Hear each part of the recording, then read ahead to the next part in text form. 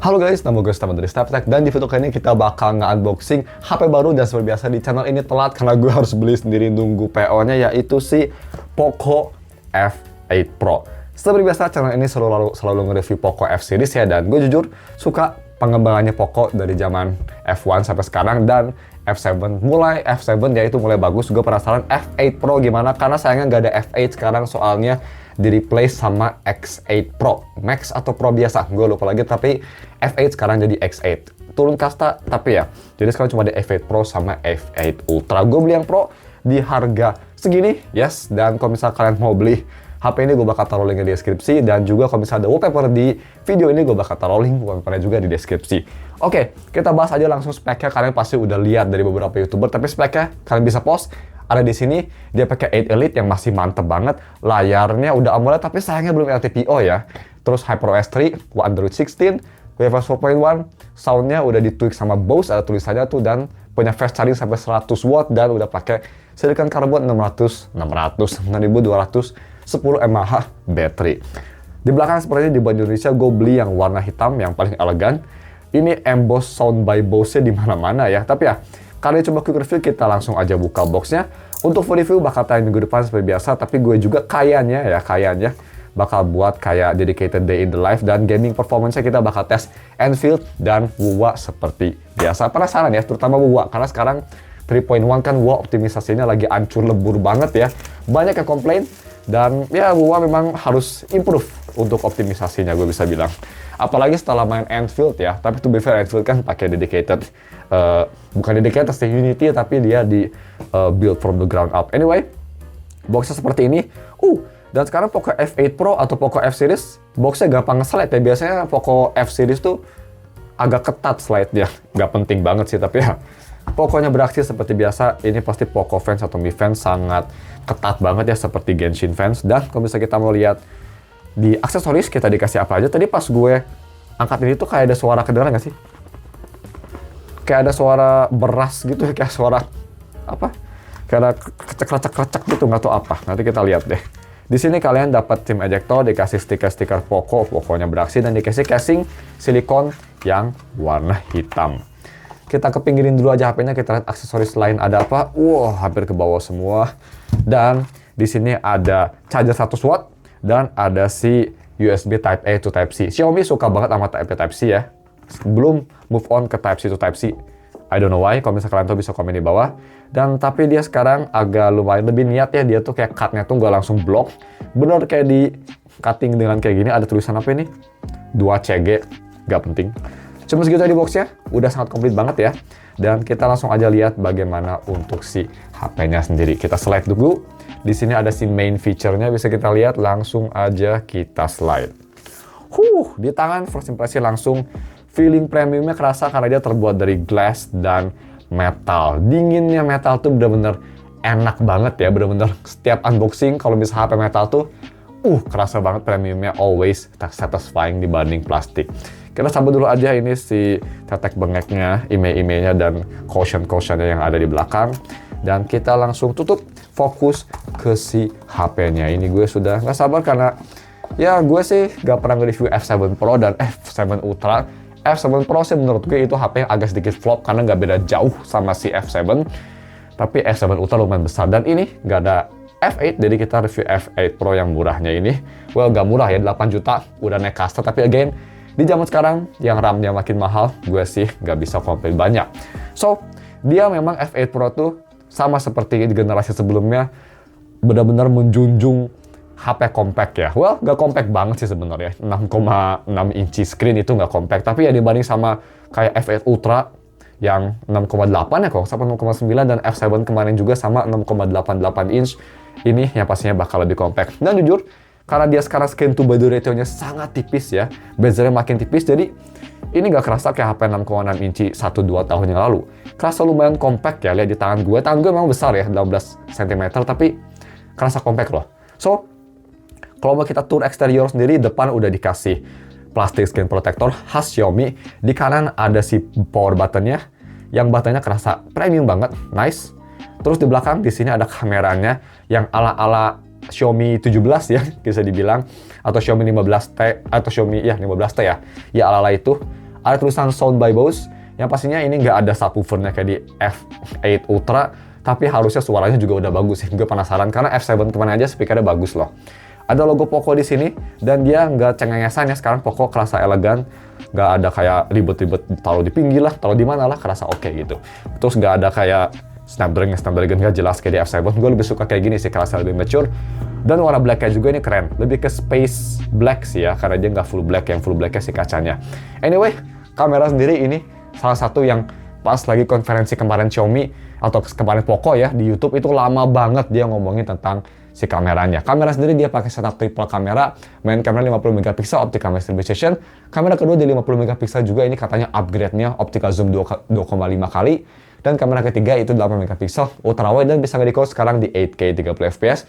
Untuk kamera depan dia di 20 megapiksel dan bisa nge-record di 1080p 60 kalau misalnya gue lihat di GSM Arena. Di atas bisa kita lihat khas Xiaomi atau khas Poco, ada speaker, di bawah ada speaker, ada USB Type-C yang masih 2.0 sayangnya, tapi it's fine lah. Xiaomi 15 Tab Pro aja dia masih 2.0 ya kalau nggak salah. Gue lupa lagi, apalagi gue udah gue review. Untuk IP dia udah IP68, ada si rubber gasketnya, dan dia paling murahnya aja di 12512 ya. Jadi dia nggak ada micro SD, tapi menurut gue sih 512 GB untuk pemakaian orang sekarang, apalagi F-Series 2 gamer itu minimum. Karena 256 GB udah nggak sanggup, karena game kayak WoW gitu udah beratnya minta ampun ya. Jadi 512 untuk HP gamer sih menurut gue, atau HP gaming itu sekarang sudah minimum, dan ya udah cukup gede juga. Apalagi ini kan HP kayak ini, F8 series tuh sekarang kayak hybrid ya, kayak HP gaming tapi premium dan kameranya oke. Jadi dia pengen jadi its own brand kayaknya gitu. Tapi ya, gue mau nyalain dulu dan seperti biasa kita bakal tes nanti di quick review-nya. Kita main dikit, main Wuthering Waves. Gue penasaran apakah di HP ini oke, karena game itu lagi bermasalah 3.1 dan fitur lain seperti speaker yang gue excited, UI dan kawan-kawan. I'll be back in a bit. Oke guys, udah gue setup si Xiaomi lagi, Poco F8 Pro-nya, dan seperti biasa kita tes si ultrasonic fingerprint. Penempatannya bagus karena dia ultrasonic ya, bukan optical, jadi tempatnya nggak bener-bener tempat. So, untuk kecepatan karena dia ultrasonic dan dia pakai plastic skin protector, absolutely quick. Bisa kita lihat nih, cepet banget, instan. Gue cuma langsung kebuka, cepet banget. Itu udah pretty much flagship level ya, so that's good. Untuk brandnya sendiri kita fullin aja, dan full brandnya seperti ini, cukup terang. By the way, kalau misalnya kalian mau wallpaper Gilberta, gue udah taruh link di deskripsi juga. Dan pertama kita lihat dulu untuk software, pasti kita sudah di HyperOS 3.0, dan tadi ada update buat security patch paling baru, kalau nggak salah gue dapat update ya. Tapi ya, udah yang paling baru si HyperOS-nya pastinya. Dan kalau misalnya kita mau ke display, gue sih rekomen seperti biasa, gue di Vivid. Defaultnya tuh di Original Color Pro, tapi gue nyalain Vivid biar warnanya lebih vibrant dan enak dilihat di mata. Yes, untuk misal professional work ya pastinya itu bakal kurang akurat warnanya, tapi ya gue suka terang-terang kayak gini ya, jadi vibrant tuh enak dilihat aja warnanya. Kita kecil dikit warnanya terlalu terang. Dan bagaimana untuk si haptiknya sendiri? Haptik absolutely amazing. Agak apa ya, kurang sebulat yang gue ingin, tapi udah sangat powerful, udah flagship level, enak banget.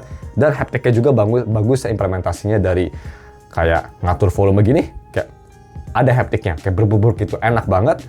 Dan dia tuh haptiknya banyak variasinya juga. Kita close atau lock aplikasinya atau lock HP-nya, ada kayak kletek gitu ya, kerasa enak.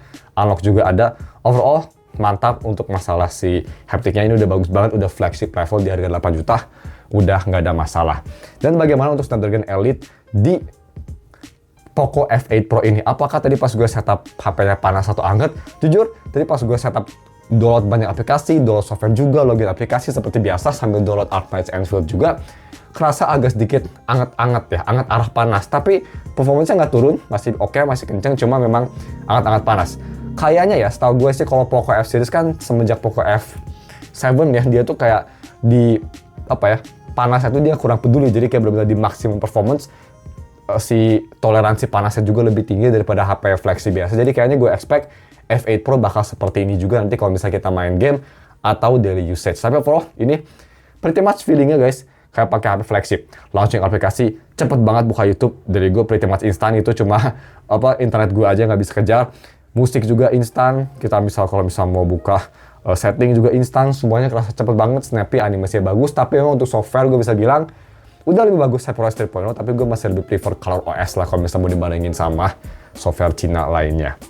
Untuk speaker, ini yang gue bener-bener penasaran banget karena dia kan kolaborasi sama Bose ya. Dia gak ada subwoofer kayak di yang Ultra, tapi dia udah kolaborasi sama Bose dan sama Dolby Atmos juga. Gue nyalain Dolby Atmos, suaranya gimana?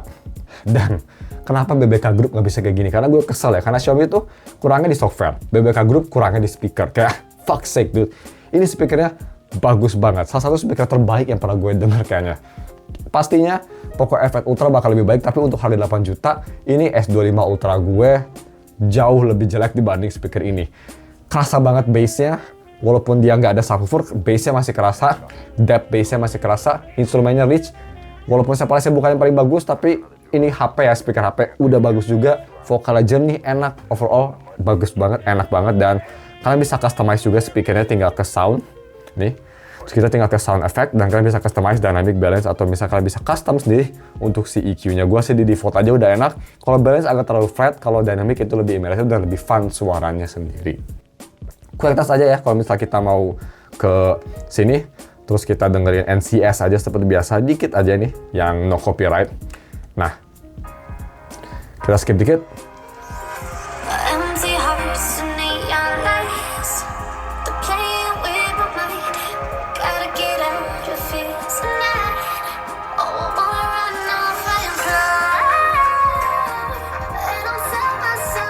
Mantap ya, mantap. Ini nggak tahu kenapa YouTube-nya nggak mau respon ke pause seperti biasa.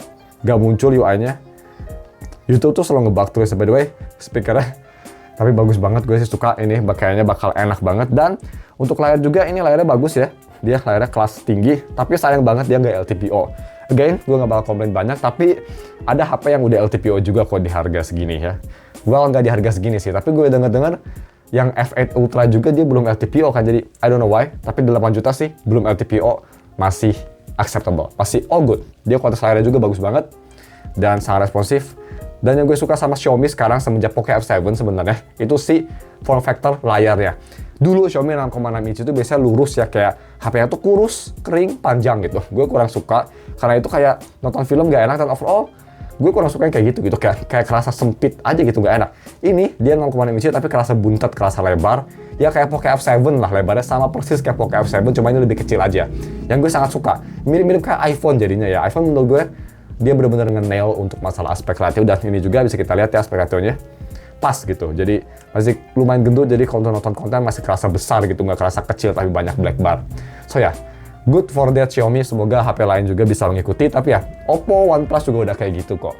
Dan selanjutnya kita bahas aja gimana untuk kameranya ya. Gue penasaran juga, ini salah satu yang dia omongin jarang-jarang ya. Biasanya kalau Poco F series kan masalah kamera tuh hanya fokus di yang Ultra aja ya, yang di Pro sama yang di biasanya cuma kayak apa, di skip. Tapi ya ini lama banget juga mereka nge-tesnya dan atau ngomonginnya. Kita tes pertama untuk pakai main kamera, ini lumayan bersih banget kameranya sih. Main kamera seperti ini. Ultra wide. Dan ini untuk si 2.5 telefotonya. Wah, bagus juga, dan dia karena bukaannya gede jadi nggak beda jauh ya si cahayanya. Dan untuk selfie, kualitasnya seperti ini. Bagus juga loh, not bad. Terus untuk video recording, kita langsung record. Ini bisa record sampai 8K sebenarnya. Tapi kalau di 8K dia maksimalnya videonya hanya bisa sampai 6 menit aja. Jadi di cap ya, nggak bisa lama nge-recordnya. So, kita langsung record di video resolusi 4K 60 seperti biasa. 1, 2, 3. Oke, ini dia video recording pakai Poco F8 Pro di resolusi 4K 60. Kita lihat zoomnya bisa sedekat apa pakai 4K 60. Bisa lumayan deket loh ini, bisa sedekat ini. Lumayan impresif. Dan ini kita bisa ganti ke telefoto ya, boom. Tapi sayang kita nggak bisa ganti ke ultra wide, agak menyayangkan. Tapi at least kita bisa ganti ke sini. Wajar karena ultra wide-nya itu agak burik ya. Megapikselnya juga cuma 8. Dan untuk di belakang ini warnanya bagus, gue suka. Noise-nya ada cuma minim, dan maksimum zoom kalau dia pakai telefoto dia bisa lumayan ngezoom, cuma bisa kita lihat ya. Jitternya khas HP Xiaomi masih ada, khas Android lah bisa dibilang. Hanya Samsung yang bisa ngefix hal tersebut untuk saat ini. Tapi overall, videonya bagus sih. oke buat konten, ini mantep banget juga. Kita langsung balik lagi ke S25 Ultra, kalian bisa nilai juga gimana mikrofonnya.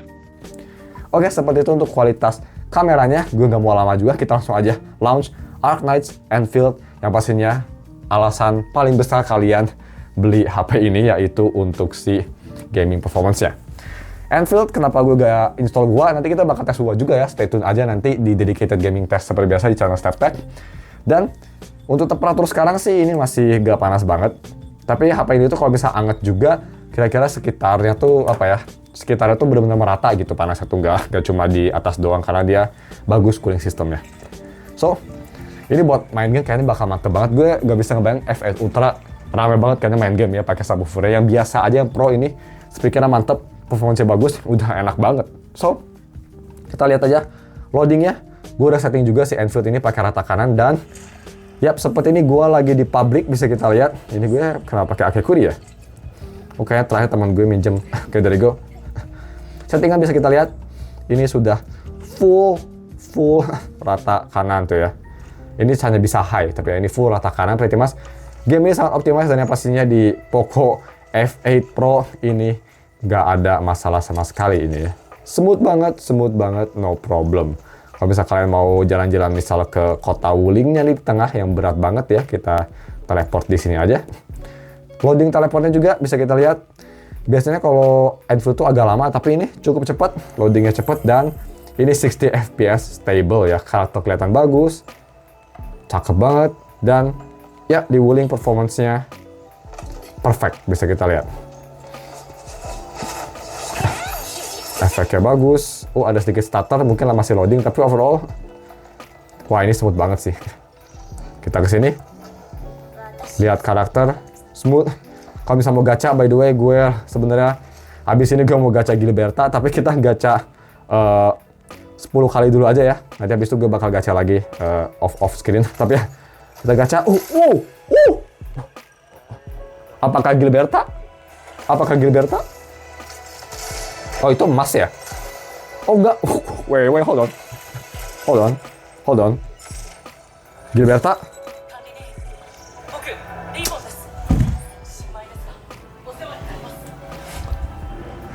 Fuck you, dude. I got spooked, man. What an unlucky. You know what? Back to back. Holy shit. Okay. Back to back, boys. Nah, ini baru Gilberta harusnya. Come on. Laviatan lagi. Dude, mana Gilberta? Gue udah punya lu, you fucker. I mean, ya. Yeah. Best waifu. Constellation 1, but hey, I'll take it. Gak dapat Gilberta, tapi back to back 6 star. Ya, gak tau kenapa Enfield dari awal untuk akun gue gak terlalu buruk loh ya. Maksudnya kayak lumayan lucky gue di Enfield. Itu back to back 6 star loh. That's pretty good. Kayaknya gak mungkin sih 3 kali ya iseng-iseng aja. The dream is gone. Tapi ya, yang gue suka sama Enfield juga, attack atau kalau misalnya kita lagi nge-skill, itu di HP ada haptic feedbacknya, gue suka banget. Dan sama juga kalau misalnya kita gacha, itu lagi free, kita misal kayak ngeginiin, nah gitu ya, nah gini, ada haptiknya. Gue suka banget, tapi ya, tadi insane sih. Again, gue dapat link yangnya Arknights Enfield, tapi hey, dapat Laviatan lagi, I'll take that, I love her, I'll take that. Nice, gak nyangka ya, apakah ini streamer luck, padahal gue gak nge-stream. Anyway, wah udah kelamaan, udah hampir 20 menit main. Oke, kita tutup aja videonya ya. Kita close dulu aja, nanti gue lanjut sendiri. Dan seperti itu untuk game performance-nya. Tadi kita main lumayan lama, gacha lumayan lama juga. Ini masih 38, jadi gue expect buat Enfield sih bakal adem-adem aja harusnya kita main ya. Kita lihat aja, wah kayaknya bakal troublesome karena 3.1. Tapi first impresi, untuk harga 8 juta sih, yes, harganya lebih mahal dari even F7 Pro sekarang. Tapi dengan improvement sound by Bose, 8 Elite, dan ini nih, dia sekarang kamera telefotonya udah bagus banget. Lumayan oke sih, apalagi sekarang kan makin mahal HP, dia bisa menekan harga segini masih acceptable menurut gue. Bagaimana menurut kalian? First impression sih, untuk kalian yang para gamer tapi ingin sebagai HP utama punya kamera bagus, maybe this is the one. di bawah 10 juta masih soalnya. Again, full review minggu depan. Thank you for watching dan ketemu lagi next week ya. I'm so lucky. Well, lucky tapi nggak lucky juga. Whatever. Thank you Enfield. Thank you guys. Goodbye.